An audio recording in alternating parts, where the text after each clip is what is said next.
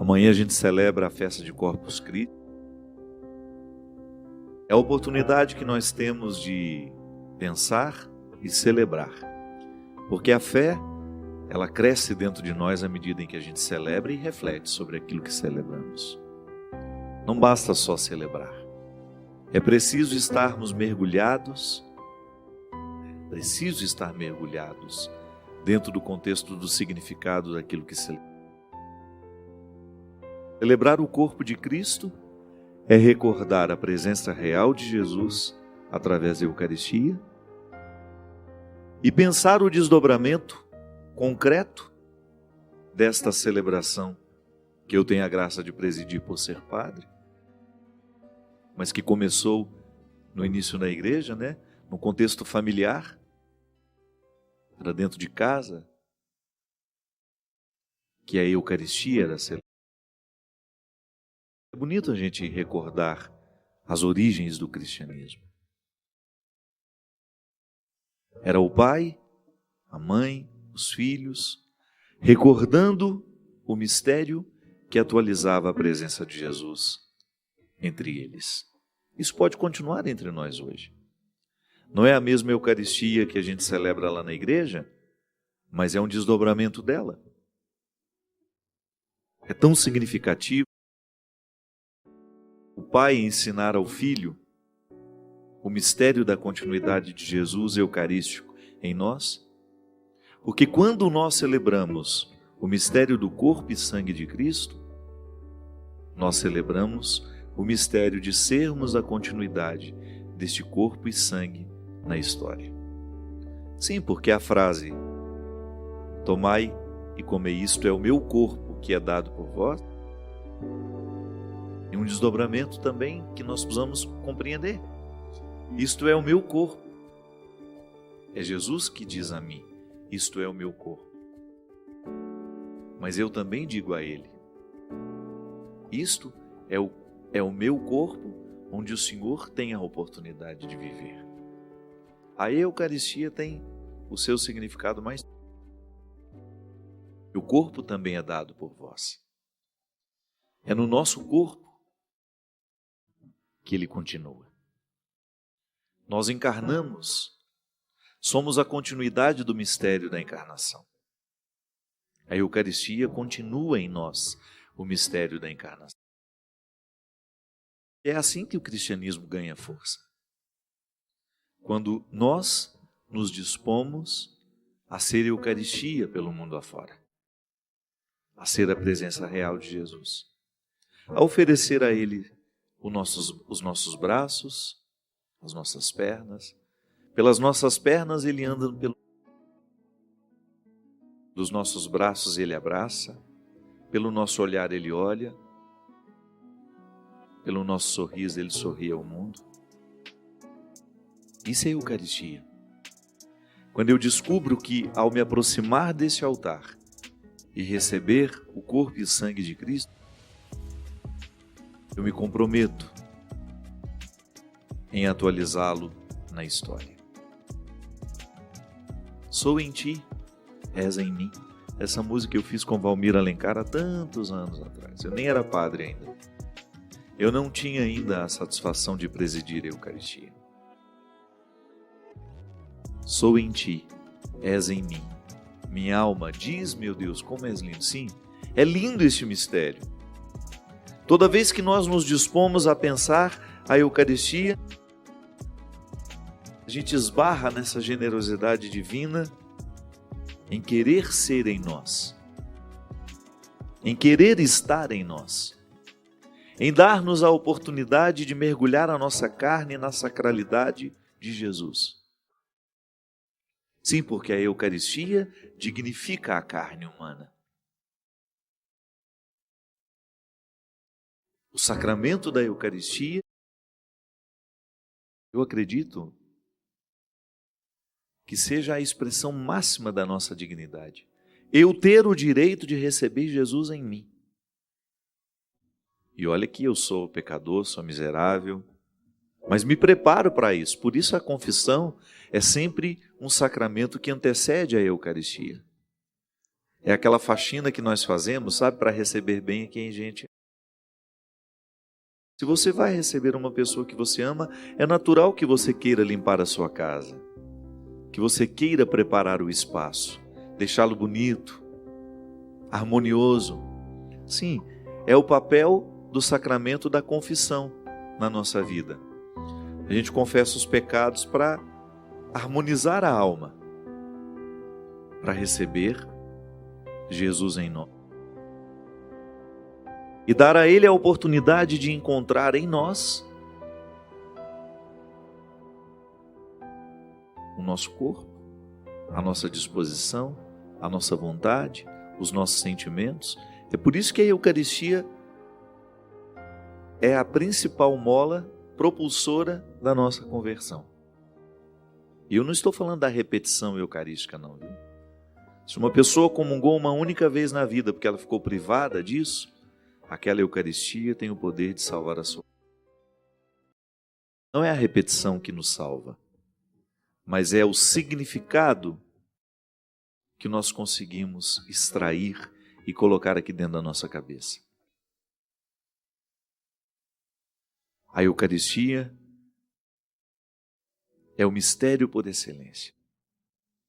É a oportunidade que nós temos de configurar a nossa vida ao Cristo. Mas a Eucaristia é um contexto. Não é apenas o momento em que eu me aproximo para receber o corpo e sangue de Jesus. É o contexto dela. É desde o sinal da cruz que nós fazemos para iniciar, até o amém que nos despede para continuar a missa na nossa casa, no nosso trabalho, que a missa não termina nunca. As missas não podem ser finalizadas. Elas precisam continuar dentro de nós. Por onde eu vou, a Eucaristia que eu comunguei na igreja vai se desdobrando nas minhas atitudes, nos meus pensamentos, nos meus olhares, nas minhas palavras. Então o cristão é sempre eucarístico. O que vive com responsabilidade o mistério do cristianismo será sempre eucarístico. Será sempre para o outro. Nunca fechado no egoísmo, porque a Eucaristia é partilha. Eu não tenho como me aproximar da Eucaristia e me negar depois a viver a minha partilha. Jesus me dá a oportunidade de tê-lo em mim, não para eu trancafiá-lo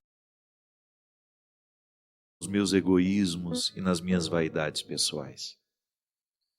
Ele se dá a mim para que eu tenha a oportunidade de oferecê-lo aos outros. Hoje mesmo, eu recebi uma notícia muito triste. A Alvênia, lá de Sobral, no Ceará, mãe do Mauro Célio, foi surpreendida pelo suicídio de seu filho. Mauro Célio, um menino de 18 anos que já cursava o 2º ano de faculdade de medicina em Fortaleza, jogou-se do 10º andar do prédio onde morava. E a Fabiane Borges, que é minha amiga, de longa data já, quando ela me passou a mensagenzinha me dizendo, ela falou: Fábio, você não faz ideia do sofrimento. E a primeira coisa que ela me disse quando eu a encontrei, hoje de manhã, quando Fabiana foi para lá, que o menino se matou ontem à noite, Mauro Célio se matou ontem à noite. Quando ela encontrou a Alvênia cantou para ela, recitou um verso de uma música minha. Uma música que se chama Perdas Necessárias, onde eu digo que o silêncio se transforma em espera. E ela disse que naquele momento ela gostaria de falar comigo. Eu fico pensando, sabe, minha gente, que nisso consiste o mistério da Eucaristia. Em a gente significar Jesus na vida. E toda vez que nós estamos mergulhados na dor, toda vez que nós estamos mergulhados no desespero, porque eu não tenho nem como avaliar como é que esteja o coração dessa mãe hoje. A dor é tão cruel. Ela viu o marido morrer, não tem muito tempo também. Um acidente trágico levou a vida do marido. Inclusive, me parece que um pouco da tristeza do menino é que nunca superou a morte do pai. Claro, nós não temos como identificar o que fez esse rapaz se julgar do 10º andar de um prédio. Agora, o que é para nós, cristão, foi para a Fabiana hoje de manhã a oportunidade de ser a Eucaristia para essa mãe que sofria. Sabe, é você emprestar o seu coração. O princípio de compaixão nos ensina isso. Compaixão é você sentir com o outro. A misericórdia, a compaixão são conceitos muito parecidos, muito semelhantes. A misericórdia é eu sinto a miséria do outro, eu experimento a miséria do outro. A compaixão é isso, eu vivo a paixão do outro. Eu estou com o outro no momento da sua paixão. Eu sou do outro no momento do seu sofrimento e da sua luta. Isso é Eucaristia. É eu ter a oportunidade de oferecer o Cristo que está em mim àquele que está tão necessitado dele. E o tem também. É claro que Jesus está presente no coração dessa mulher hoje. Mas é que a dor é tão aguda que ela precisa do Cristo que está no outro. Porque nós precisamos de abraços nesta hora, minha gente. É humano. Eu me lembro que no velório da minha irmã, cada vez que chegava um amigo de verdade, era como se Deus estivesse me amparando através dele. Os conhecidos nessa hora são importantes também, claro. Mas quem nos ampara nesta hora são os amigos verdadeiros. Quando você vê adentrar alguém, sabe que em outros momentos da sua vida já foram misericordiosos com você, isso é, experimentaram a sua miséria ao seu lado. Foram capazes de viver as suas paixões. Teve compaixão. Foram capazes de mergulhar nos mistérios do seu coração e do seu sentimento. São as pessoas que nos marcam, porque são Eucaristias para nós em muitos momentos da nossa vida. Trazem-nos o corpo de Cristo, trazem-nos o abraço de Cristo, trazem-nos o olhar de Cristo, trazem-nos a palavra de Cristo. Sim, a Eucaristia é tudo isso. A oportunidade que Jesus tem de estar em nós, de viver em nós, de falar por nós, através de nós. Isso é tão lindo, é tão misterioso, é tão profundo. E a gente vai pensar a maneira como tantas vezes nós encaramos a missa, né? Que é a oportunidade magna de receber Jesus Eucarístico. Embora eu possa experimentá-lo também através da palavra, a palavra de Deus, o Evangelho é a presença real de Jesus. Mas quando eu estou ali naquele contexto de celebração, às vezes eu vivo aquilo de maneira tão superficial, às vezes eu vivo aquilo de maneira tão artificial. Não, é a oportunidade que eu tenho de habilitar o meu coração para ser para a Alvânia essa Eucaristia. Alvênia. Deixa eu conferir. É isso, Alvênia. É a oportunidade que eu tenho de me preparar para ser para o outro. Então eu vou participar da Eucaristia e quando eu volto para casa, seria um testemunho natural ser Eucaristia para aqueles que estão lá. Voltar trazendo Jesus, nas palavras, no olhar, nos assuntos que a gente puxa. Oferecer ao outro o Cristo que recebemos. Então, o Corpus Christi não é só a festa em que nós enfeitamos os tapetes para que Jesus venha eucaristicamente passar pelas ruas da nossa cidade. Não. É muito mais do que isso. É a oportunidade que a gente tem de pensar essa parceria que Deus resolveu estabelecer com o mundo através de seu Filho. Deus está em mim. Deus está em você. Eucaristicamente podemos dizer, Ele vive entre nós. Ele vive em nós. Tenho a oportunidade de radicalizar. Isso é, colocar na raiz da minha vida a presença real de Jesus.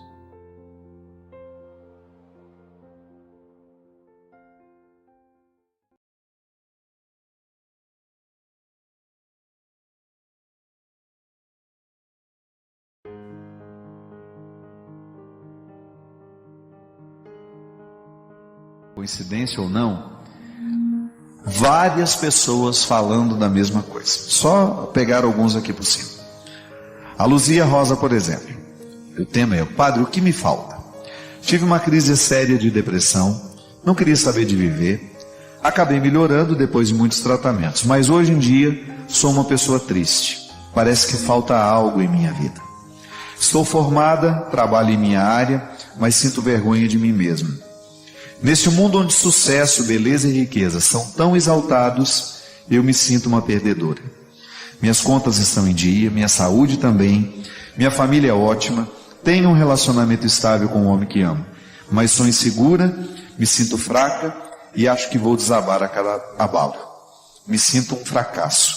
Suas palavras tocam meu coração, mas não consigo colocá-las em prática. Mais um. Gabriela. Nos últimos dias, Padre, tenho sentido uma ausência, uma falta, uma solidão dentro de mim.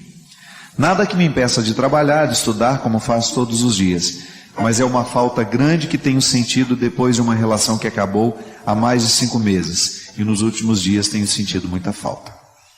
Padre, estou escrevendo, pois estou precisando muito de ajuda. Estou vivendo o pior momento da minha vida e não sei o que fazer. No último dia 12 de agosto, Dia dos Pais, tive uma decepção tão grande que acabei atentando contra a minha vida. Graças a Deus fui salvo a tempo e hoje estou aqui pedindo ajuda, pois não consigo me reerguer. Estou me sentindo fraco, sem ânimo, com vontade de desistir de tudo. Tenho orado, rezado, tenho ido à igreja, mas parece que nada tem adiantado. Sinto meu coração cada vez mais agoniado, cheio de rancor, tristeza e amargura, e não sei mais o que fazer.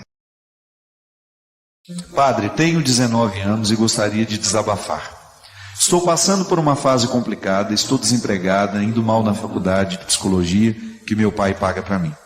Semestre passado peguei 3 dependências em matérias e vou ter que refazê-las. Nesse semestre estou pior. Estou desmotivada, sem ver uma luz no fim do túnel. Eu me sinto inútil e tenho medo de não ser uma boa profissional, pois minha mãe sempre me afirma: você vai ser uma profissional que não sabe de nada. Estou procurando estágio em RH, mas está cada vez mais difícil. Já pensei que irei morrer, pois nada parece dar certo, a não ser para as outras pessoas. Como livrar-me desta sensação de que sou um fracasso? Essa foi a Cássia. Agora aqui, a Neuza. Padre, tempos atrás, tivemos um caso, uma tentativa de suicídio na nossa família. Estou muito preocupada, pois tenho visto muito sofrimento ao meu redor e muitas pessoas procurando o suicídio como uma solução para a vida. Padre, o que está acontecendo com a gente? Por que as pessoas estão perdendo o sentido para a vida e estão desistindo de viver por qualquer motivo? Neuza Maria, São Paulo. Veja bem. Eu tenho para mim, minha gente, que a vida, ela é difícil para todo mundo. Todos nós temos motivos para desistir, todos nós temos um motivo forte hoje, poderíamos dizer assim, para eleger e falar: olha, estou justificado, eu vou entregar os pontos agora. Muitos de nós. Pode ser que você que esteja nos assistindo esteja neste grupo, dos que são justificados, dos que têm motivo sério para desistir da vida, ou até mesmo para assumir esse fracasso como definitivo e parar de lutar. Justificados, você pode muito bem, estando justificado, assumir isso para você mesmo: olha, não quero mais. Agora eu pergunto, o que é que tem faltado ao nosso coração para a gente chegar a um ponto desse? Eu não sei, eu posso estar errado, mas em outros momentos parecia que as pessoas estavam mais dispostas a viver, né? Enfrentavam com mais coragem as dificuldades. Converse com seu avô, converse com sua avó, converse com seus tios mais velhos, e você vai ver que em outros tempos as dificuldades eram as mesmas, mas parecia que as pessoas estavam um pouco mais preparadas para o sofrimento. Eu fico muito preocupado com o nosso despreparo para sofrer. Eu fico muito preocupado como nós estamos hoje entregando os pontos muito facilmente. Ou como nós estamos aqui, como os 3 primeiros que eu li. Cheio de motivos para viver, cheio de experiências positivas para analisar e considerar, né? Olha para a vida e descobre que tem um monte de coisa boa, mas lá no fundo falta alguma coisa que nós não sabemos dar nome. O que será que tem nos faltado, minha gente? Por que será que depois de ter buscado tanto, de ter alcançado tanto, porque hoje a primeira grande característica do mundo moderno é justamente esta: é oportunizar. Por isso que Sartre já dizia, de maneira muito sábia, na leitura que ele fazia desse mundo moderno, que a fonte das angústias era justamente as possibilidades. Quanto mais o ser humano pode, mais ele se angustia. Estranho isso, né? Poder muito nos causa desconforto. Hoje você pode escolher tantas coisas para a vida, você pode ir a tantos lugares, e isso lhe angustia. Ou então, depois de já ter conquistado muito, olha para dentro do coração e descobre que há muito pouco de tudo isso que foi conquistado que realmente dê significado à vida. Eu penso que nós estamos vivendo muito para fora. O mundo é assim, ele nos convida a sair para fora o tempo todo. A cultura tem sido produzida para isso. É impressionante como nós estamos vivendo numa época onde nós estamos sendo nivelados por baixo. A música que é produzida para a gente ouvir, o texto que é produzido para a gente ler, a programação de televisão que é feita para agir, para nos entreter. É impressionante como falta espaço em tudo isso para a profundidade. E julgados para fora o tempo todo. As nossas crianças estão assim. Os nossos adolescentes estão assim, os nossos jovens estão assim, os nossos adultos estão assim, indispostos com a profundidade. E porque estamos indispostos com a profundidade, estamos indispostos a nós mesmos, às nossas questões, as mais fundamentais. Como faz falta na vida humana profundidade, reflexão. Por quê? É a partir dela que nós ajudamos a dar significado ao que a gente conquista.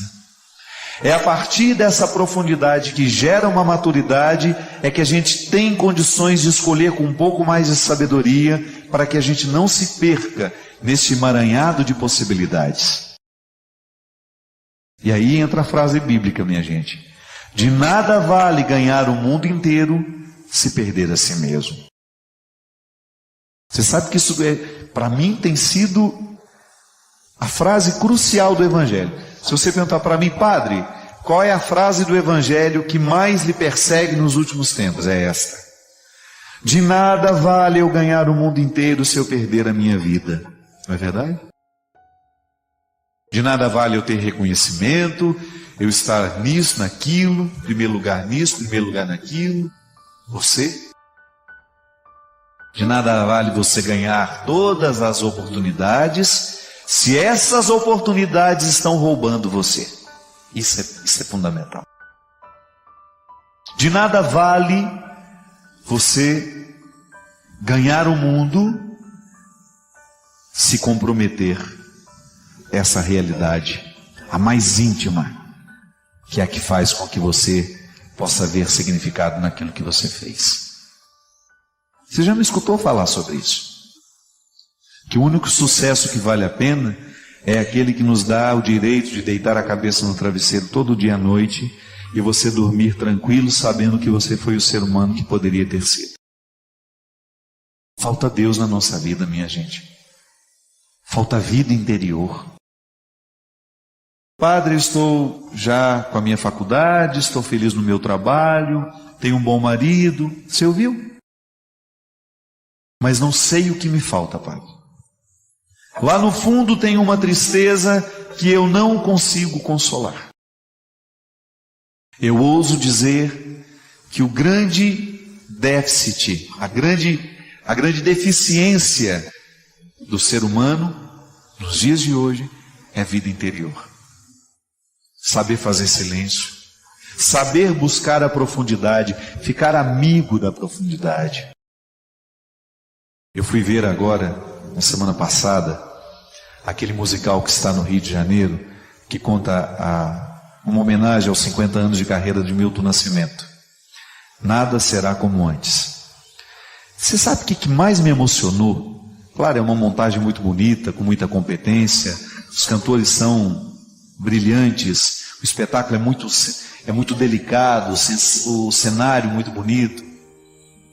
O que mais me chamou a atenção, ao ouvir essa trajetória musical deste grande homem que é o Milton, ouvir um pouco da história da sua vida através daquelas canções, foi justamente identificar que não tem uma letra daquelas canções que seja idiota e que idiotize no momento que nós ouvimos. É poesia pura. E porque é poesia pura, é vida. É vida. A caneta daquele homem é poderosa. Por quê? Porque Milton é um homem profundo. É um artista profundo.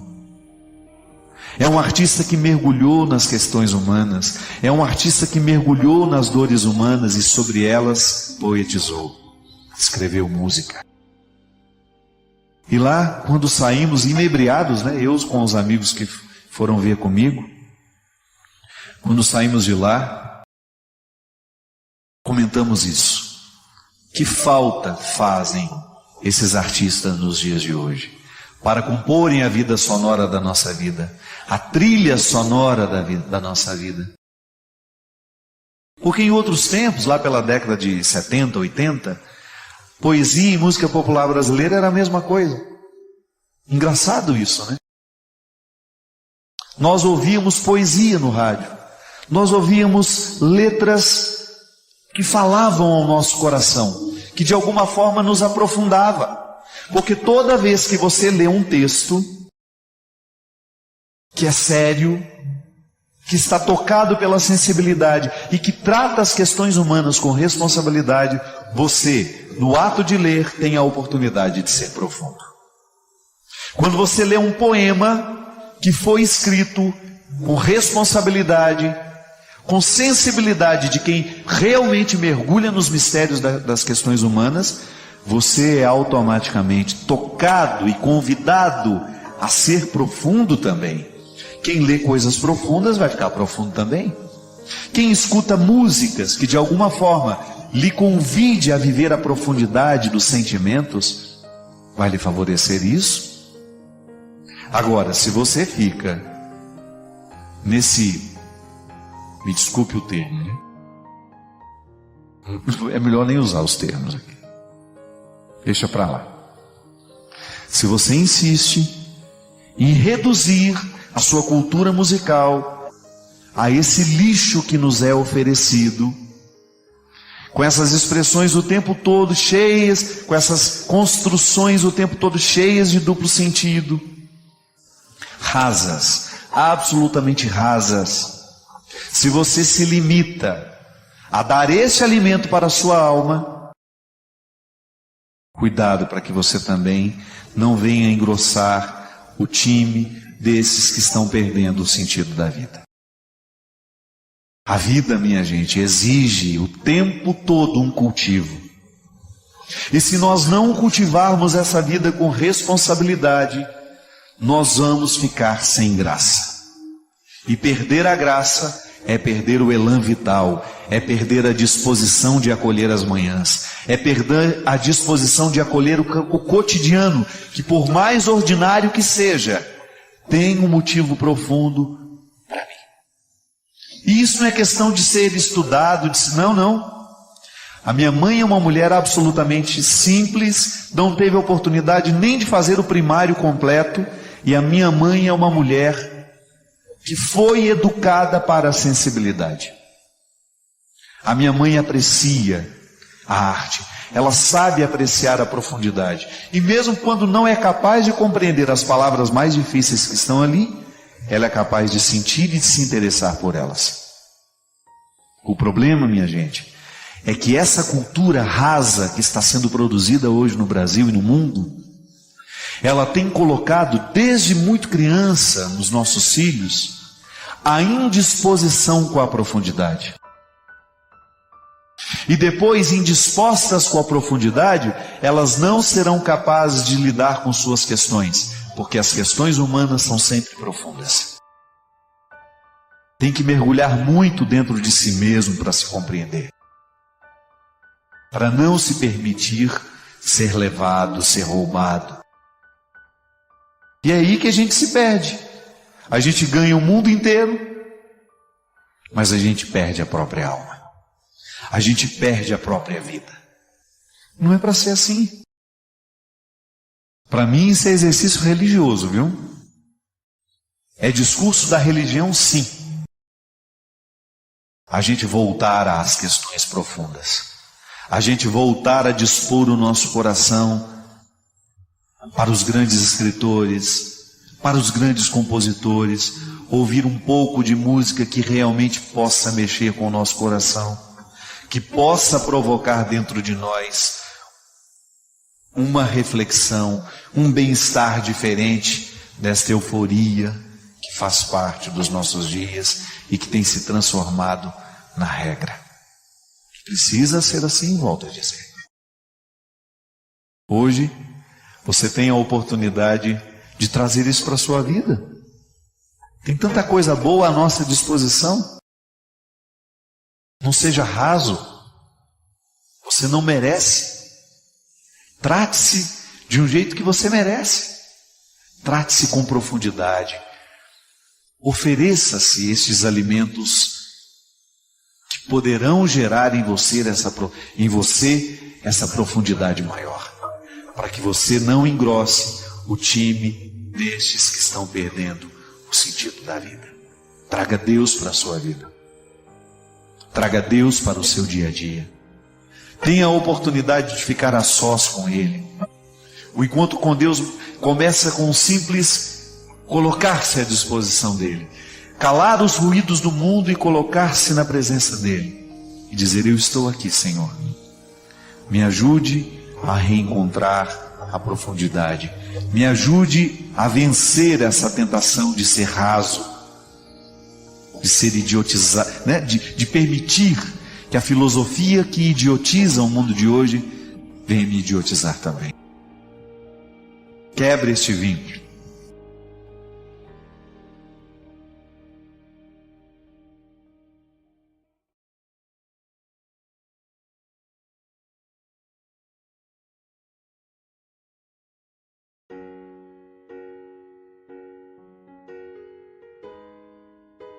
Tudo aquilo que a gente vive só tem dois destinos dentro de nós: ouvir uma lembrança boa de você lembrar, ouvir um remorso. Toda vez que você precisar administrar um luto, que é quando alguém vai embora da nossa vida, seja porque morreu, seja porque terminou um relacionamento, ou seja porque precisou ir embora. Toda vez que você precisa organizar um luto dentro de você, a maior dificuldade é a gente lidar com os arrependimentos. É muito triste você olhar para aquela memória. Eu não tenho mais a minha mãe, então toda vez que eu penso na memória dela, eu fico às vezes remoendo coisas que eu poderia ter feito, falado, ter estado. É muito triste a gente não conseguir se perdoar por aquilo que a gente não viveu. Porque o destino de tudo que nós estamos vivendo, ou será uma saudade boa, ou será um remorso doído. Há um livro muito simples que eu li num tempo da minha vida, em que tem uma cena que me ensina muito. O pai estava brincando com as crianças dentro da piscina, e a mãe passou e fez uma pergunta prática: o que vocês estão fazendo aí dentro? Ele poderia ter respondido de forma prática, né? Aquilo que você está vendo, nós estamos tomando um banho de piscina. Não. A autora revestiu a resposta dele de uma poesia que me ensina muito no dia a dia. Ele disse: o que nós estamos fazendo aqui? Nós estamos construindo saudade boa para o nosso futuro.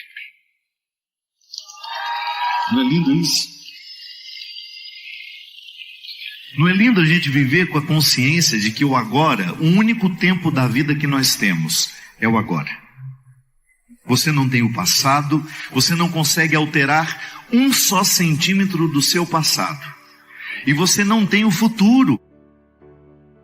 Nós nem sabemos se teremos o futuro. O único tempo que realmente temos é este que está acontecendo aqui agora. Você tem como mudar a maneira como você saiu de casa? Ou você tem como mudar a maneira como vai voltar para ela? Isso não é lindo? A partir de hoje, prestar atenção em tudo que estiver acontecendo, minha gente. A vida merece ser festejada. Não espere datas especiais para dizer que ama. Não espere motivos para presentear. Não espere ocasiões para celebrar.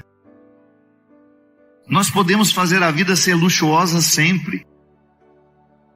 Um café com leite e cuscuz é a comida mais luxuosa do mundo, porque luxuoso não é o que você está comendo, é com quem você está comendo. E isso não tem preço. Essa sensação de que a vida que nós temos é a vida que está valendo a pena ser vivida. Quantas vezes você pensou que não ia dar conta?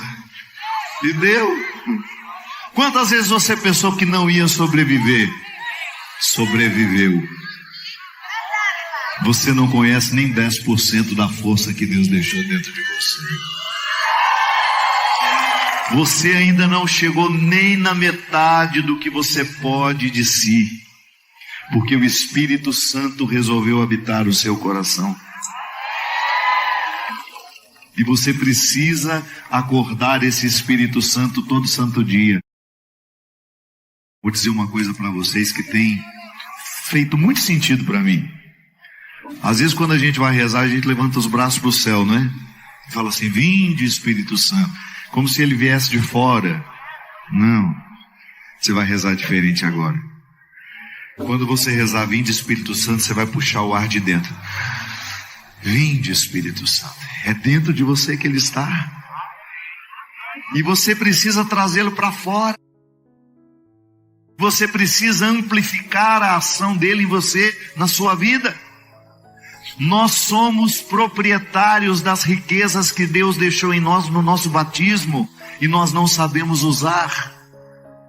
Nós temos o poder régio de Cristo, a realeza de Cristo está em nós, mas não a realeza dos reis e rainhas da Inglaterra. é a realeza da humildade, porque o seu rei foi coroado de espinhos. Quando você lembra a realeza de Cristo, você lembra a humildade que você precisa viver. A gente deixa de ser cristão no momento que a gente começa a acreditar que a gente é melhor que alguém. Ninguém tem o direito de se sentir superior ao outro. Nem pelo dinheiro que tem, nem pelo conhecimento que tem, nem pela religião que exerce, nada. A realeza de Cristo em nós nos lembra que Cristo era um homem, um Deus que acolhia todos que passavam pela vida dele. Chega desse cristianismo hipócrita que faz com que a gente fique rejeitando as pessoas, crucificando-as em praça pública pelos erros que nós cometemos na particularidade. O hipócrita é aquele que faz questão de gritar o defeito do outro para ver se de alguma forma ele esconde o dele. Por isso que a religião, ela tem que retirar de nós as hipocrisias. Quanto mais a gente cresce na realeza de Cristo, mais humilde a gente fica de entender: eu não sou melhor que ninguém. Eu posso ter caminhado muito na vida, eu não posso me sentir melhor que ninguém, porque quando eu me sinto melhor que alguém, eu estou regredindo na minha vida cristã. É o contrário. Quanto mais eu mergulho no mistério de Cristo em mim, mais eu reconheço a minha miséria. Eu sempre digo assim: quando eu já conheço todas as minhas misérias, você não vai ter o poder de me humilhar. Sabe por quê? Quando você falar uma coisa ruim de mim, eu vou falar: ixi, eu sou muito pior do que isso. Aí eu te desmorono. Você vem com todas as armas para me agredir. Vixe, não é nada, minha filha, você não sabe nada. Tanto que eu sou pior do que você está falando. O que fica humilhado em nós é o que a gente não está convertido ainda, é o que ainda é vaidoso, que quer ser alguma coisa, que quer aparecer para os outros. Imagina! Não tenho que aparecer nada para ninguém, não. Somos miseráveis e ponto final. E estamos diariamente tentando ser pessoas melhores, mas isso não nos torna melhores que ninguém. O outro poder que você tem na sua vida e que você não exerce, a profecia de Cristo. No seu batismo você recebeu o dom régio, isso é, a dignidade cristã, a realeza de Cristo, a profecia. Você tem o poder de dizer a palavra que converte o mundo. Que a palavra tem um poder enorme. A palavra fere, a palavra machuca. A palavra ergue, a palavra derruba. Você tem uma arma poderosíssima aqui. E aqui também, que a gente escreve. Às vezes a sua colega está toda feliz, postou uma foto lá. Aí o espírito de porco que habita em nós vai lá e fala: comenta que ela está gorda. Comenta que ela envelheceu. Comenta que essa roupa está... É o espírito de porco. Vamos pedir a Deus o dom da profecia. Eu só vou falar se for para edificar. Eu só vou escrever se for para promover. Senão fica quieto. Profetiza sobre a sua vida. Deixa de ser pessimista. Sabe aquelas palavras negativas que você diz para você todos os dias? Para de dizer que você acredita nelas. Você olha no espelho, você só vê os seus defeitos. Para de ficar olhando para os seus defeitos. Veja o ser humano lindo que você é. A gente engorda com o tempo, os peitos caem. E tá tudo certo. As ruguinhas que a gente vai ganhando, tá tudo lindo. Olha aí a alegria da senhora. Parece que está com 13 anos. Mas a gente tem aquele espírito de porco que só olha o defeito. Profetiza sobre a sua vida. Todos os dias de manhã, quando você olhar no espelho, vai lá, gracinha, vai vencer na vida. Coisa fofa. Fala para você mesmo olhando no espelho: você é linda. Olha que coisa linda que você é. Deus não errou com você. Deus não errou com você. É que às vezes você não sabe profetizar sobre a sua vida. Você terceiriza até seus demônios? Às vezes o povo vem e fala: padre, vai lá em casa fazer um exorcismo. Ela põe o capeta para dentro, alimenta o infeliz com as atitudes dela, com as palavras dela, e eu que tenho que ir lá expulsar. Quem criou o capeta que o expulse. Quem pôs o capeta para dentro que ponha para fora. A oração não é mágica. O que faz o capeta ir embora da nossa vida é conversão, é mudança de vida. É quando você para com os vícios que traz ele para dentro de casa. É quando você para com os hábitos que traz ele para dentro da sua vida. O capeta vai embora quando você se ama, porque ele não suporta quem se ama. Ele só faz festa na vida de quem não tem respeito por si. Não é seu caso. Então usa dessa profecia, profetize sobre a sua vida.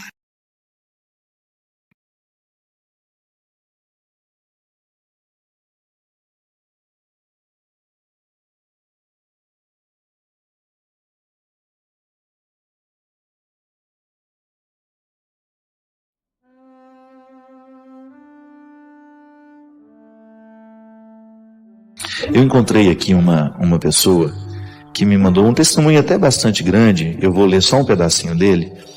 Boa noite, Padre Fábio. Primeiramente, eu gostaria de parabenizá-lo pela vocação, pelas palavras de conforto que o senhor traz através dos programas.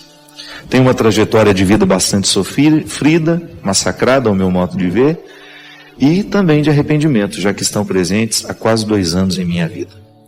Com grande pesar, digo que cometi os maiores erros que uma mulher pode cometer. Vivi uma vida de promiscuidade, tive uma família muito ausente na minha vida, pais separados, carência de pai. Mas eu sei que nada justifica os erros que eu cometi. Mas é a partir de toda essa promiscuidade que a grande derrocada aconteceu. Eu me arrependi verdadeiramente de coração, enxergando cada erro e mudando de vida. Nesse tempo de arrependimento sofri muito, fui ao fundo do poço, tive as piores experiências que eu poderia ter com essa situação, não comia, não dormia, já passei 24 horas sem dormir, padre. E ao longo desse tempo, dormia 1 ou 2 horas por noite. Eu me desgastei em tudo, como pessoa, na minha vida profissional, e foi nesse tempo que durante todo esse tempo, uma pessoa muito infeliz. Pedi perdão a Deus por todos os meus erros e pecados, e sinto que diante do que sou hoje, o Senhor me perdoou, mas eu não consigo me perdoar. Precisei sofrer muito para realmente mudar. Mudei a mentalidade, a postura, o modo de pensar, agir, mudei a minha vida e posso dizer que nasci de novo e me tornei uma pessoa nova. Porém, mesmo com todo o meu arrependimento e minha mudança, eu não consigo seguir em frente. Ainda tenho muita mágoa em mim, muita culpa, não consigo esquecer o passado, me sinto infeliz, inferior, e me fechei para todos. Estou vivendo muita solidão e não sei mais o que fazer com a minha vida. Há 1 ano e 6 meses acompanho o seu programa, que tem me ajudado bastante. Por favor, padre, comente em seu programa sobre o arrependimento e como é possível seguir em frente depois de tantos erros cometidos. Muito obrigado, Carol.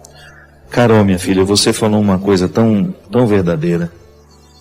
É muito mais fácil a gente acreditar no perdão de Deus do que acreditar no nosso. E você sabe que boa parte das pessoas que eu encontro, Carol, que tiveram vidas muito erradas, e você não se sinta inferior por isso não, viu? Todos nós somos muito pecadores. É que aqui você está sendo honesta com seus pecados e você está tendo coragem de contá-los. Todos nós pecamos muito, todos nós erramos muito, Carol. E todos nós precisamos viver a dinâmica do perdão, que consiste em receber de Deus e depois concedê-lo a nós mesmos. Receber de Deus é a parte mais fácil. Sentir que Deus nos perdoa. Basta a gente fazer uma verdadeira experiência do amor de Deus e você vai ver que Deus não tem motivo para não lhe perdoar. Ele é pura misericórdia. Se você ler os evangelhos, você vai ver que Jesus em nenhum momento tem problema com os pecadores. Ele tem problema com os moralistas, tem problema com os religiosos, com os ratos de sacristia. Naquela época, né? Era outras sacristias. Com aquela gente ele tinha problema, ele tinha dificuldade, porque nem sempre ele encontrava verdade nessas pessoas. Agora com os pecadores não, ele fazia questão de estar com eles. Se você vai ver no Evangelho, minha filha, em muitos momentos Jesus esteve com pessoas que nós não gostaríamos de estar. Ia a lugares e ele era criticado o tempo todo por isso, porque estava com aquelas pessoas. Quando a pecadora lavou os seus pés, que era um gesto de intimidade, todos ficaram assustados ao redor, achando um absurdo ele permitir aquilo. Mas ele não estava nem aí com o que diziam os religiosos. Ele estava preocupado em falar ao coração de quem de fato precisava dele. Então, Carol, não se sinta menor por ter pecado, por ter vivido uma vida de promiscuidade, viu? A gente tem que ter vergonha da nossa hipocrisia. Isso sim a gente tem que ter vergonha. A gente tem que ter vergonha de não ter coragem de contar a nossa fragilidade e a nossa fraqueza. A gente tem que ter vergonha de enfiar a carapuça, esconder o nosso rosto para sair apontando os defeitos dos outros. Quando Jesus faz a experiência de buscar os que estão fora, Carol, ele está justamente nos dando a lição de vida.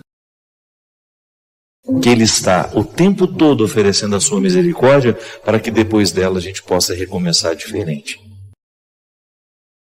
Aí o segundo passo é o mais difícil. Por exemplo, a pecadora que foi perdoada em público. Deus ofereceu a ela o perdão através de seu Filho Jesus. Mas só ela sabe o que precisou enfrentar. Só ela sabe o que precisou fazer, o exercício diário de quebra de hábito que lhe impedia de ver-se de maneira misericordiosa. Imagina que aquela mulher, Carol, tinha deitado na cama de milhares de homens e tinha permitido que muitos lhe tratassem como um objeto. Imagina o que isso provocou dentro dela. Receber o perdão de Deus não bastava. Era preciso transformar um perdão de Deus em perdão a si mesmo. Quando a gente não transforma o perdão de Deus em perdão a nós mesmos, nós não nos recuperamos. E é por isso que nós ficamos responsáveis por anunciar o Evangelho, para lembrar isso, que depois do perdão de Deus nós precisamos dar o nosso. Você precisa olhar-se no espelho, você precisa olhar-se e reconhecer-se como alguém de valor. O seu pecado não pode ter tido o poder de apagar o amor que Deus tem por você. Sabe, Carol, o seu desafio é o de 90% das pessoas que agora nos assistem. Sinta-se acompanhada. Todos nós, de alguma forma, estamos necessitados de transformar o perdão que Deus nos deu em perdão a nós mesmos. Todos nós, sem exceção, Carol, estamos necessitados de fazer essa conversão. O amor que Deus tem por mim precisa me motivar agora em amor a mim mesmo. Porque se eu não tiver amor a mim, se eu não tiver respeito por mim, a vida se tornará impossível para mim. O que me leva adiante, Carol, é justamente essa capacidade de metabolizar o amor de Deus e ele se tornar tão presente em mim que ele vire naturalmente um amor por mim, um respeito pela realidade que me cerca, um respeito pelo território que é meu. Então, minha filha, olhe para tudo aquilo que você viveu, mas não olhe sem antes prestar atenção nas pessoas que Jesus escolheu para estar ao lado dele. São todas semelhantes a você. Todas as pessoas que Jesus quis, Carol, estão aqui, ó. São semelhantes a você. As pessoas que ele fez discípulos, apóstolos. As pessoas que ele recrutou, que ele quis perto dele, são todas parecidas com você, são todas com histórias semelhantes à sua, Carol. Então não tem motivo para não se perdoar, não tem motivo para olhar-se com desprezo. É só você acreditar no Evangelho, é só você prestar atenção aqui, nos exemplos que estão postos, e você terá todos os argumentos para usar com você mesma. Que eu sei que esse argumento você não tem que dar ao outro. Nem adianta. Essa questão entre você e ele. Se você ousar a olhar-se com um pouco mais de misericórdia, você compreenderá ainda melhor o significado da misericórdia divina na sua vida. Seja bem-vinda, Carol, ao grupo dos que precisam acreditar em si mesmos. Seja bem-vindo ao grupo dos que Jesus quer por perto. Os que estão muitas vezes à beira do caminho, dos que estão envergonhados da história que viveram, dos que estão desacreditados, dos que não sabem para onde ir. Seja bem-vinda, Carol. Gente como você. Gente como você, que agora me assiste, que também tem o mesmo sentimento que Carol, que tem outro nome, mas que tem uma história parecida. E você, olhe o Evangelho e veja que todos os que Jesus escolheu para estar com Ele tiveram uma vida muito parecida com a sua.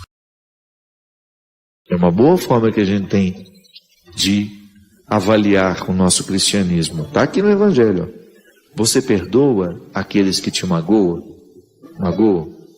Você perdoa aqueles que te ofendem? Ou você é um poço de mágoa? Está aqui, ó. Uma frasezinha simples que Jesus é um tapa na cara da gente.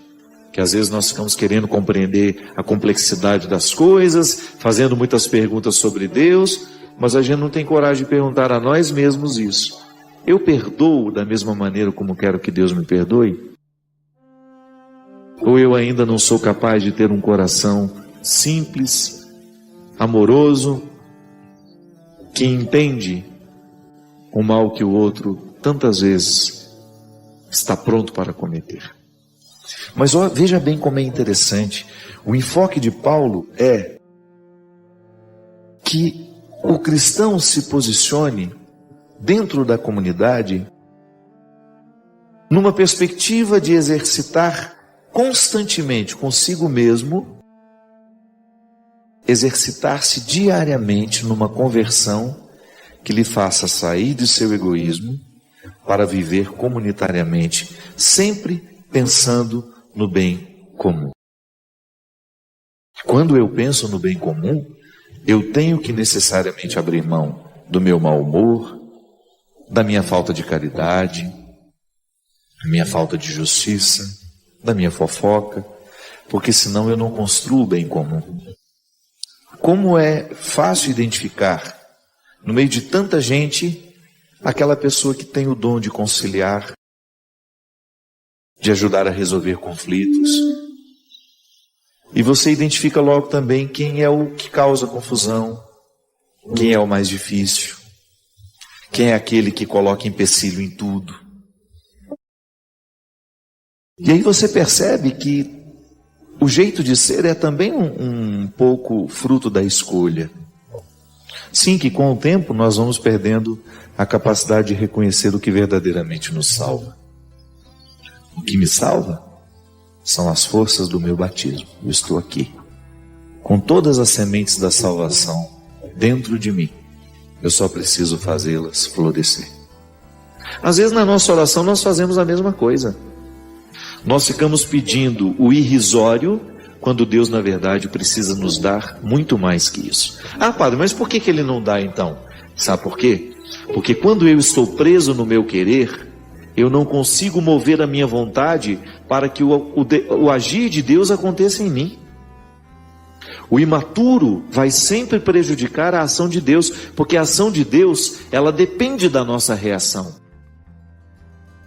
Porque Deus quis que fosse assim. Deus pede o agir humano, sempre. Até para abrir o mar vermelho, o povo teve que colocar o pé na água. Quando Moisés estava apavorado, sem saber como iria fazer para atravessar aquele mar, ele corre lá, o que Deus diz para ele? Peraí, Moisés, eu vou resolver seu problema. Não. Ele dá uma ordem, fala para o povo caminhar, fala para que o povo continue caminhando. E somente na hora que aquele povo começou a colocar os pés na água, é que o mar se abriu. O povo precisou fazer a sua parte. O povo precisou manifestar a sua confiança. O povo precisou exercer a sua vontade. Nós queremos a libertação. Então, ao colocar o pé na água, o agir de Deus se tornou uma realidade. E é por isso que a conversão será sempre para nós um exercício de deixar de lado as situações que nos privam de nós mesmos. Porque só quem está na conquista diária de si mesmo vai saber oferecer-se a alguém. Caso contrário, se não houver essa busca pessoal por ser de si mesmo, nós não teremos condições de nos oferecer a alguém. E nós não saberemos entender essa liberdade cristã. Uma palavra errada que você diz a um filho, uma palavra errada que você diz a alguém a quem você tem autoridade afetiva sobre ela. Eu, como padre, é um perigo. Eu machucar definitivamente o processo de fé de uma pessoa por causa de uma palavra cruel que eu posso dizer. Sim, e também o outro na minha vida. Palavra machuca. É a coisa mais preciosa que nós podemos ter na vida, é a palavra. Mas ela pode matar, mas ela também pode fazer viver. Um carinho pode matar, pode, se ele for mal intencionado, se ele for abusivo, se ele for desrespeitoso, se ele estiver quebrando uma inocência. Tudo nos é permitido, mas nem tudo nos convém. Por que nem tudo nos convém? Porque se eu identificar que aquele comportamento, que aquela escolha vai me prejudicar na minha relação com a minha família, com a minha casa, com aqueles que diretamente estão ligados a mim, por amor a eles, eu preciso não aceitar. Eu preciso retirar da minha história. Livre-se. Livre-se do cristianismo de vitrine. Não transforma ninguém. Queira o cristianismo que te coloca uma única lanterninha na mão, que é a misericórdia de Deus, para você ter condições de descer ao porão das suas necessidades, dos seus pecados, das suas misérias. Não se iluda com a vitrine, lá onde você está bonito, iluminado e admirado pelos outros. É lá no fundo, é no calabouço. O cristianismo é um movimento que nos faz descer as escadas. Quanto mais eu desço essas escadas, mais eu vou conhecendo as estruturas da minha vida. E volto a dizer, quando nós vivemos os benefícios dessa transformação que o Evangelho nos traz, aqui inclusive tem uma passagem que eu gosto muito. São Paulo chama isso de trazer para a vida do homem a glória de Deus. Então eu, na oportunidade que eu tenho de substituir as minhas realidades humanas, que são naturalmente precárias, porque eu sou humano, por mais que eu consiga ser uma pessoa boa, eu sempre tenho a minha natureza humana que é invejosa, encrenqueira. Então eu tenho um contexto de realidades humanas que eu preciso administrar o tempo todo. Mas a minha vocação cristã me coloca na possibilidade de ter essa glória de Deus em mim. mas eu preciso buscá-la, tornar-se um referencial de pessoa que é capaz de converter o que é feio em bonito, de acender uma luz por onde passa, de ser uma luz no alto da serra. Sim, minha gente, nós não temos outra pretensão, é essa. Então eu quero ouvir esse conselho de Jesus aqui. Eu não quero dar ordens a Deus, eu quero ouvir dele o seu conselho. E o momento de oração, o momento da contemplação, é um momento privilegiado de ouvir a voz do Senhor na nossa vida. É claro que na nossa oração nós temos o direito de dizer a Deus o que a gente quer, o que a gente precisa. Mas o silêncio, ele será muito mais eficaz, sabe por quê? Porque nem sempre a nossa palavra alcança o que de fato a gente precisa pedir a Deus. Porque pode ser que o que eu queira que Deus faça para a minha vida não seja o que de fato eu preciso. Às vezes o meu querer é muito superficial. E eu fico insistindo em pedir a Deus aquilo que eu quero. E pode ser que ainda não tenha acontecido e eu fico chateado com Deus, mas é porque aquilo que eu quero não é o melhor para mim. Então é tão mais interessante a gente ficar diante de Deus, dando a Ele a liberdade de nos mover, né? De nos dar aquilo que de fato a gente precisa, ainda que a gente não saiba o que é. Sim, precisamos tomar cuidado com isso. Precisamos ter muito cuidado para que a nossa oração não seja uma manifestação espetaculosa das nossas vaidades. A nossa oração, ela precisa ser um movimento da nossa alma que nos leva na direção de Deus e depois nos devolve na direção dos nossos irmãos. É o que eu desejo a você. Muita coragem para que, munido dessa lanterna da misericórdia, você tenha coragem de descer no mais profundo do seu ser e iluminar, deitar luz sobre tudo aquilo que é obscuro na sua vida.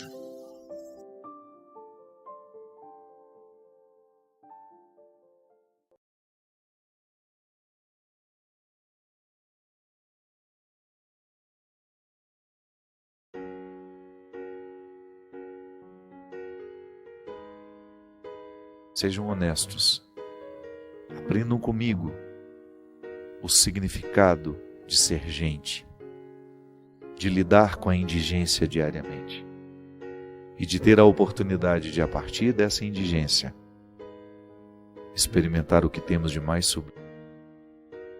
Da cruz só nos brotam realidades sublimes. Às vezes levamos um tempo para identificar que era sublime. Mas o tempo, quando retira a poeira dos fatos, dos acontecimentos, a gente descobre quão sublime foi o resultado de tudo aquilo que nós precisamos enfrentar. Nós vamos para um rápido intervalo e a gente volta já já com o programa Direção Espiritual. Estamos de volta com o programa Direção Espiritual. Obrigado você que participa conosco, você que nos divulga.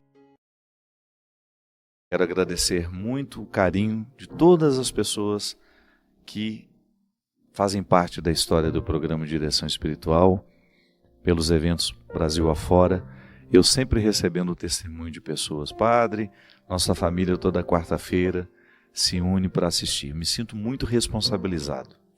Essa oportunidade de falar com tantas pessoas, de levar uma palavra que possa tornar mais viva a nossa vida, ou acender as consciências que estão esquecidas.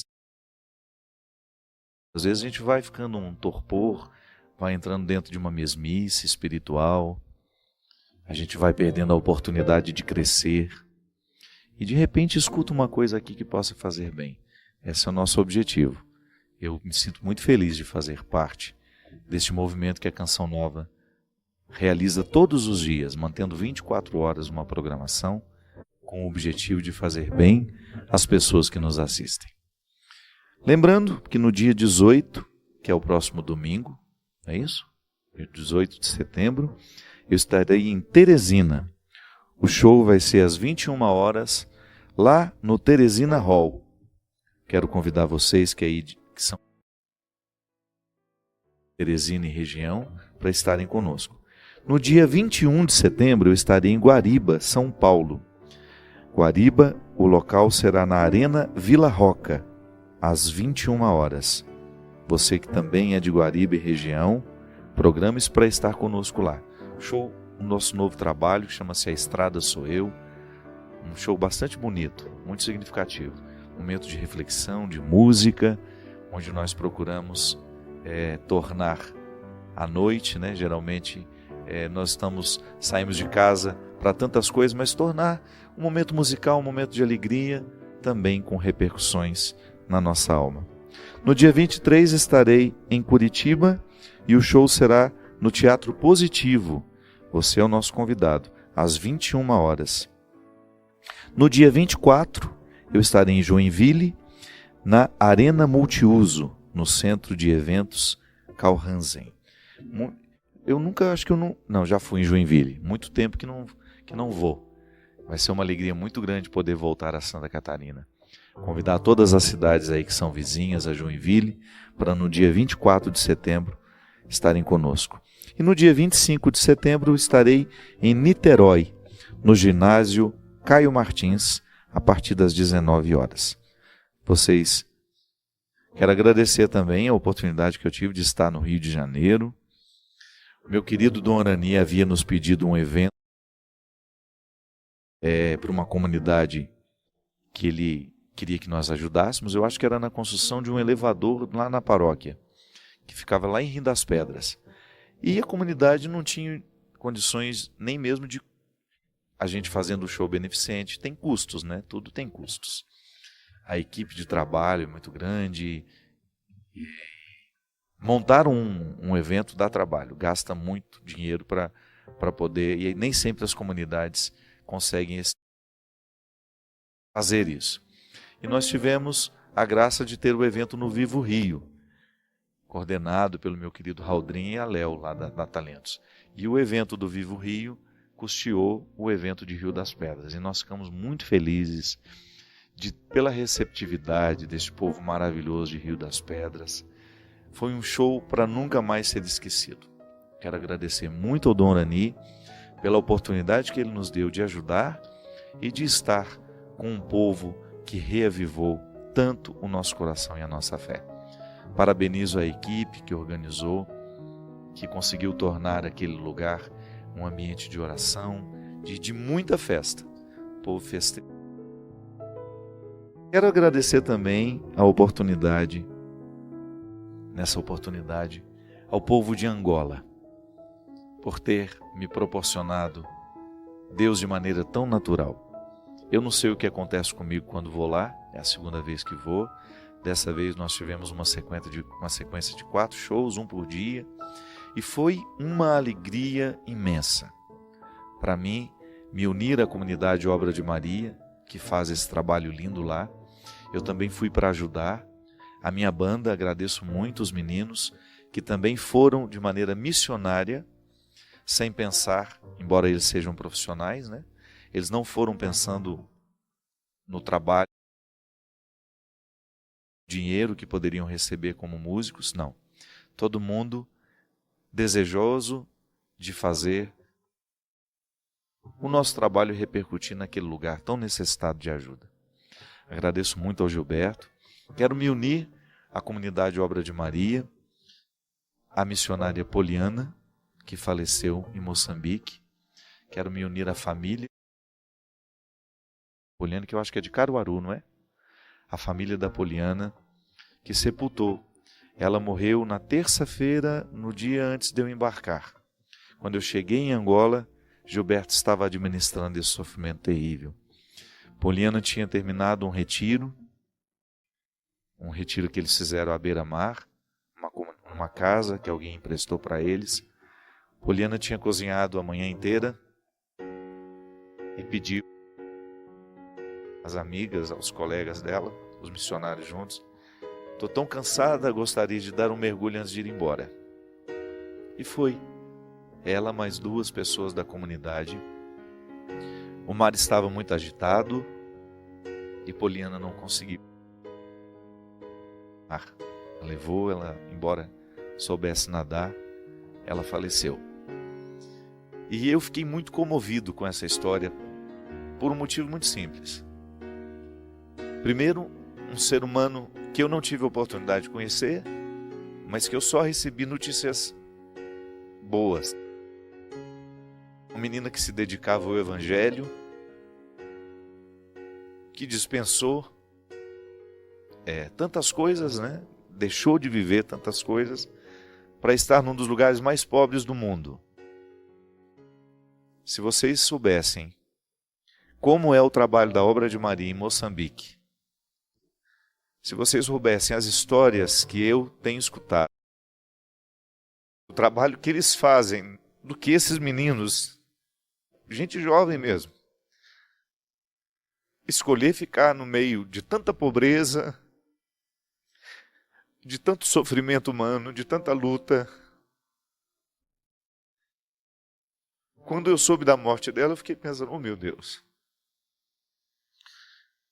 uma menina tão cheia de vida, 30 anos, escolher ir para um lugar deste, um lugar que a gente não quer ir.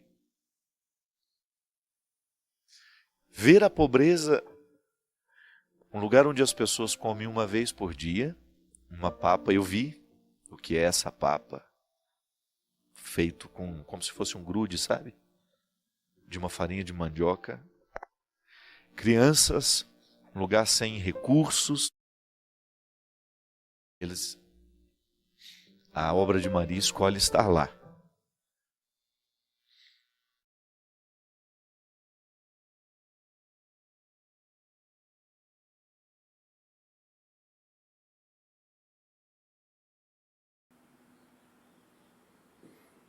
Num mundo repleto de cortes, de vídeos curtos, de distrações, você escolheu ficar aqui e ouvir isso até o final.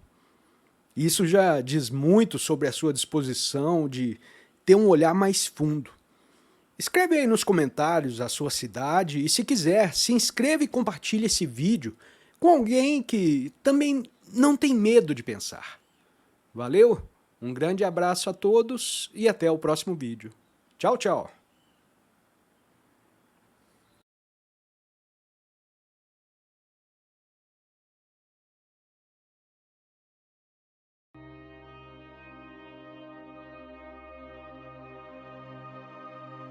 E a gente de repente percebe que nós estamos julgando contra nós mesmos. É fácil julgar contra a gente. Basta a gente se descuidar do que a gente faz com o coração da gente.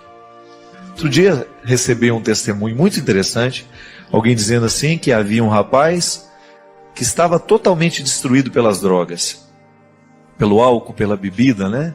Também pelos vícios, pela maconha, pela cocaína, e diz que a família não sabia, só percebia que ele estava muito sofrido e que estava cada vez mais debilitado, mais triste, sem vontade de viver, quando de repente um dia, me parece que ligou lá por acaso a televisão no programa, começou a prestar atenção no que estava sendo falado e caiu num choro, começou a chorar muito. A mãe e o pai, vendo ele naquele choro de desespero, se aproximaram e escutaram dele uma história. Na verdade, naquele momento ele contou tudo o que estava vivendo. E já estava muito angustiado, mas a palavra aqui, que a gente estava falando naquele momento, eu nem sei que dia que foi o programa, mas acordou o coração do menino para ele perceber que ele estava lutando contra ele mesmo. E houve uma transformação muito bonita na vida daquele rapaz. Eu recebi o recado através de um amigo, a mãe mandou me dizer, diga ao padre Fábio de Mello que teve um programa dele que mudou a vida do meu filho. Fui dormir numa satisfação, minha gente. Porque às vezes eu interpreto sempre assim. A minha missão como padre é convencer as pessoas de que elas precisam lutar favoráveis a elas mesmas.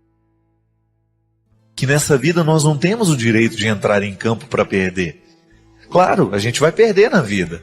Ninguém que vai ganhar sempre. Mas nós não podemos viver um processo consciente ou inconsciente de luta contrária a nós mesmos. Quantas vezes eu encontro pessoas, tantas vezes nessa vida eu encontro seres humanos em processos de falência, estão julgados, subjugados a um processo de autodestruição, justamente porque o coração está contra ela. O coração ali dentro vive para condená-la, para escolher errado, para fazer as coisas ruins, para escolher o que há de pior na vida, e de repente aquele ser humano começa a ser um fracassado. Não nasceu para o fracasso, mas está vivendo o fracasso. Está se entregando ao processo dos fracassos. Por quê? Porque está lutando contra ela mesma. Porque aquela pessoa não está conseguindo fazer as escolhas que vão possibilitar o seu sucesso, a sua realização humana. E todos nós estamos sujeitos a isso. Ninguém está imune. Todos nós corremos o risco de, num determinado momento da nossa vida, começar a julgar contra a gente mesmo. E é muito triste você encontrar uma pessoa assim. Você olha para ela e você percebe que ela está perdendo. Por quê? Ela está perdendo porque ela está jogando contra. É como fazer um gol contra, né? O jogador ele fica culpado, ele se sente terrível. É horrível para ele. Aquela torcida toda esperando que ele faça o gol para fazer vencer o time dele, e ele vai lá, por um descuido, por um vacilo, marca um gol contrário, isso é, prejudica o próprio time. Na vida nós fazemos as coisas. Não são poucas as vezes em que nós também marcamos um gol contra. E às vezes nós não vamos percebendo que todos os dias nós estamos marcando gol contra. Todos os dias nós estamos levando a nossa vida através de escolhas, através de caminhos que nós vamos tomando, que vão fragilizando o nosso processo de realização. E Deus não quer isso para nós. Deus quer que a gente lute a favor, não o contrário. E é por isso que a conversão passa pelo nosso coração. Por que o coração? Claro que o coração e a mente, dentro desse significado bonito que tem, né? De ser o lugar onde são formatados os nossos sentimentos, é onde a gente ama, onde a gente odeia. É ali que Deus fala, na palavra, na Sagrada Escritura, há sempre essa expressão bonita, essa metáfora. Deus fala ao coração do ser humano. A conversão começa aqui. E eu gosto de afirmar isso sempre. A gente vai sendo melhor à medida em que Deus tem mais acesso ao nosso coração, em que Ele orienta o coração para o lugar certo. Quando nós começamos a colocar o nosso coração para trabalhar a favor da nossa realização. Quantas vezes você foi destruído pelos sentimentos ruins que o seu coração alimentou? Quantas vezes na vida você colocou o seu coração, colocou dentro dele sentimentos estragados, coisas ruins que não construíam, que não edificavam, que foram extremamente desfavoráveis à sua vida? Por quê? Porque você não viveu esta reconciliação interior. Você não fez do seu coração um território de coisas boas. Não fez escolhas interessantes, errou demais e foi jogando tudo isso dentro de você. Não viveu aquela reconciliação necessária que todos nós precisamos viver, se é que a gente quer dar certo nessa vida. E eu tenho certeza absoluta que todos nós queremos dar certo. O que acontece é que nem sempre conseguimos escolher o que verdadeiramente vai nos fazer chegar a este lugar que nós tanto queremos chegar. É que nem sempre nós somos capazes de buscar o melhor caminho, de encontrar a melhor solução, de tomar a melhor decisão. Por isso que Deus precisa entrar no nosso coração, para nos ajudar a viver os processos de escolhas, para nos orientar naquilo que verdadeiramente será favorável a nós e às pessoas que estão ao nosso lado. Lembrando sempre, né? A decisão que eu tomo para mim também vai atingir outras pessoas. No último acampamento que a gente teve aqui, nós falamos disso. O quanto que das minhas escolhas vai atingir também o coração de quem está do meu lado. O jeito como eu escolho viver, o jeito como eu escolho ser gente, atinge as pessoas que estão do meu lado. E é esse comprometimento social que nós precisamos ter o tempo todo. Eu sou responsável pela minha felicidade, e se eu cuido bem da minha felicidade, da minha realização, das minhas escolhas, naturalmente eu estou cuidando também daqueles que estão do meu lado, daqueles que me amam, daqueles que querem me ver feliz. Não é isso? Quando eu tenho o cuidado, quando eu começo a observar o que eu tenho feito da minha vida, de alguma maneira, eu também estou ajudando. Eu me lembro que na semana passada nós falávamos de pessoas que têm dificuldade de tomar decisões que lhes são favoráveis. Por quê? Porque estão escravizadas ao sofrimento. Interessante isso, não é? Triste de perceber que muitas vezes nós entramos em processos viciosos tão autodestrutivos que nós perdemos a capacidade de decidir por nós. São relacionamentos que escravizam, relacionamentos em todos os âmbitos, né?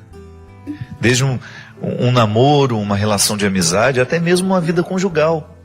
Quando você percebe que você, para que aquele relacionamento dê certo, você tem de perder a sua pertença. Você tem de abrir mão de tudo que você é. Isso é cruel, não é? Isso não é amor. A gente pode até acreditar na capacidade que o humano tem de viver um certo martírio pelo outro. Mas isso não pode se transformar em aniquilamento do ser. Mesmo porque se eu aniquilo quem eu sou, eu deixo de me possuir e eu não tenho o que oferecer ao outro mais. Nós começamos a morrer, minha gente, no momento em que a gente passa a pensar errado. No momento em que a gente substitui um pensamento bom por um pensamento ruim.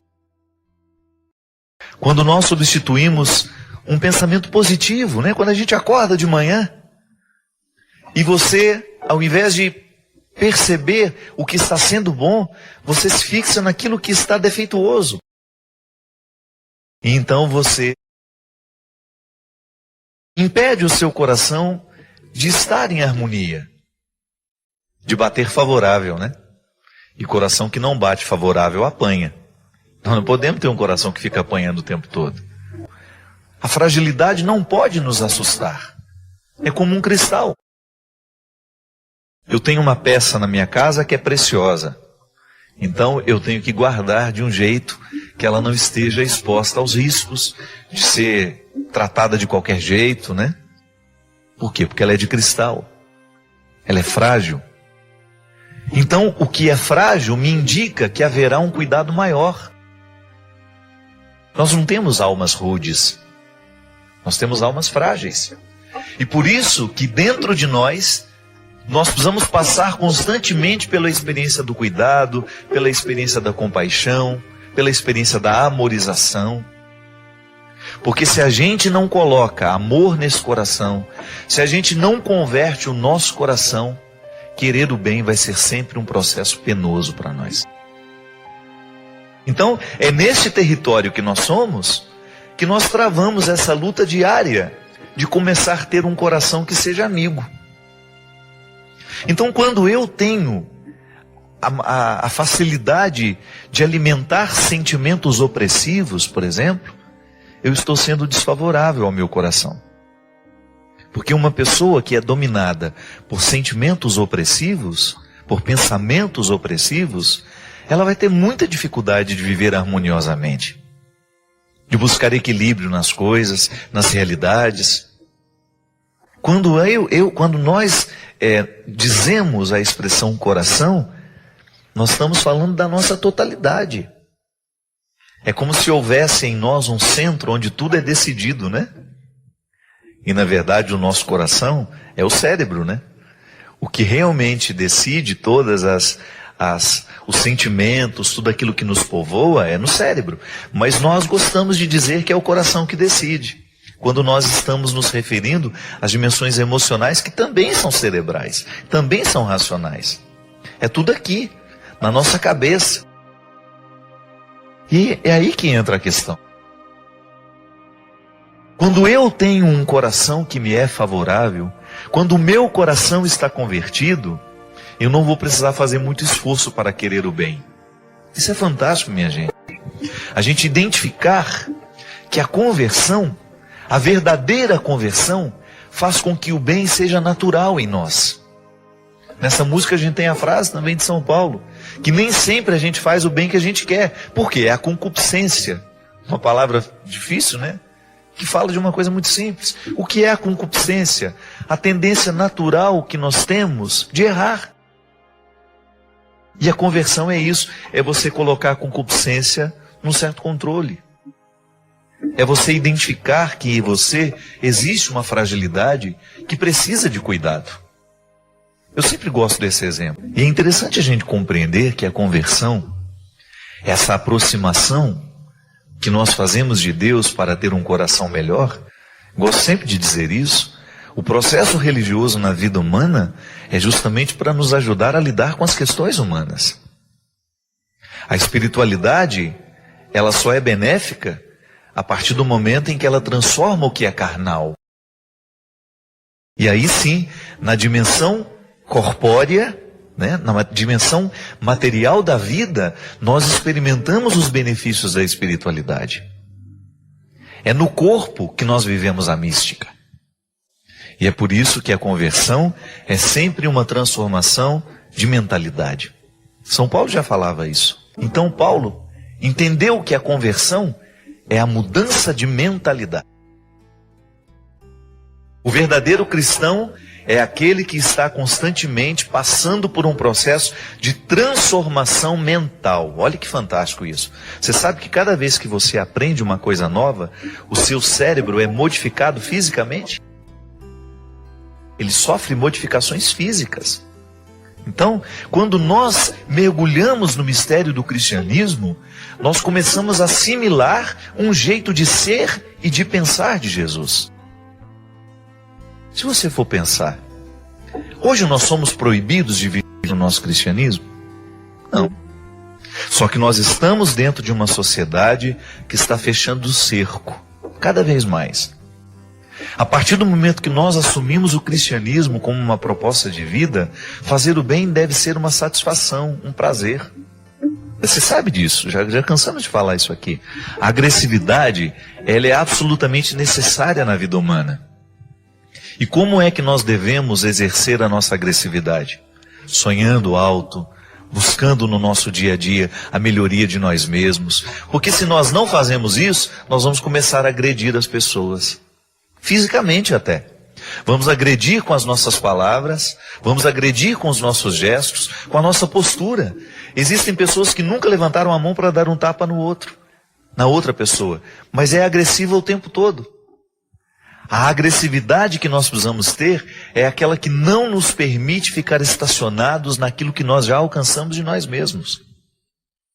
Essa sim é a agressividade a que Jesus se referia. Que Jesus dizia que é preciso ser violento para conquistar o reino dos céus. Mas não no sentido de retirar a espada e sair matando todo mundo que passa pela nossa frente, não.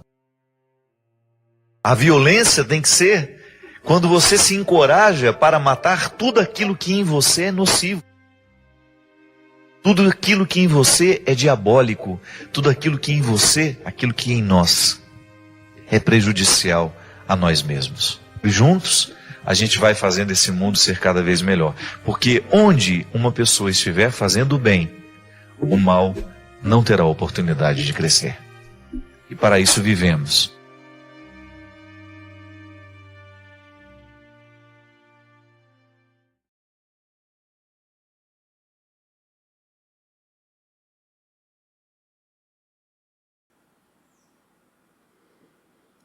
Se você chegou até aqui, você teve foco, presença e interesse.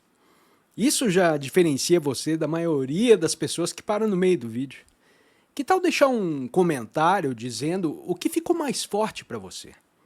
Aproveite e dá uma olhadinha nos links da descrição que tem mais conteúdo feito com o mesmo cuidado para você. Valeu, um grande abraço e até o próximo vídeo. Tchau, tchau!